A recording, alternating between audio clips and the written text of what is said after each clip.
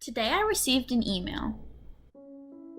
Several years ago, I had a man seeking asparagus for a friend who had cancer.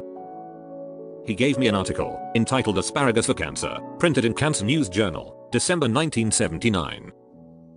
In it, the author talked about the discoveries of the Richard R. Wenzel, DDS, that asparagus might cure cancer.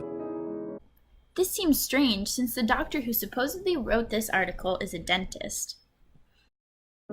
We have worked on this project since then, and accumulated a few favorable cases to prove the power of asparagus. A man with an almost hopeless case of Hodgkin's disease, which is a cancer of the lymph glands, was completely incapacitated. Within 1 year of starting the asparagus therapy, his doctors were unable to detect any signs of cancer, and he was back on a schedule of strenuous exercise. On the 5th of March, 1971, a man with lung cancer was put on the operating table where they found cancer so widely spread that it was inoperable. In April, he started the asparagus therapy, and by August, X-ray pictures revealed that all signs of cancer had disappeared. A woman who had developed different types of skin cancers throughout the years was completely healed after 3 months of asparagus therapy. The woman stated that the asparagus also cured her kidney disease, which had been previously determined incurable. That seems unlikely. How could a common vegetable cure so many types of cancers? Hodgkin's disease is typically treated with chemotherapy.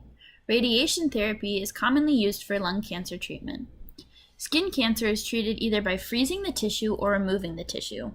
Since all of these cancers are treated in different ways, there is no way an asparagus would be that magical that it could cure them all.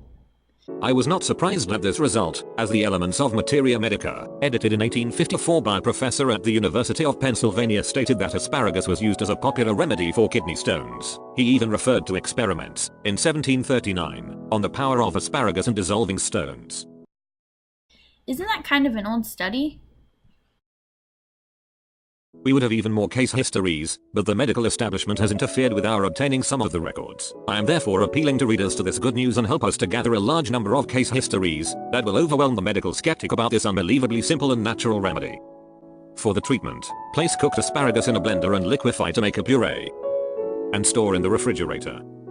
Give the patient 4 full tablespoons twice daily, morning and evening. You should see improvements from 2 to 4 weeks. Since the asparagus needs to be cooked before using, canned asparagus is just as good as fresh.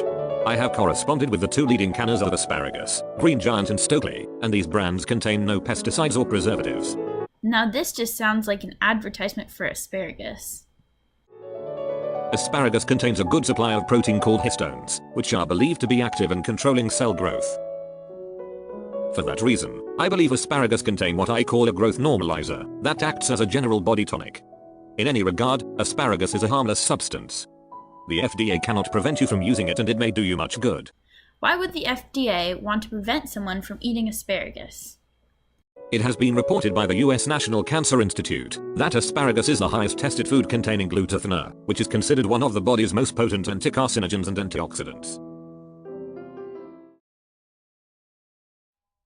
The facts about glutathione are true. It is a very powerful antioxidant that is necessary to the body.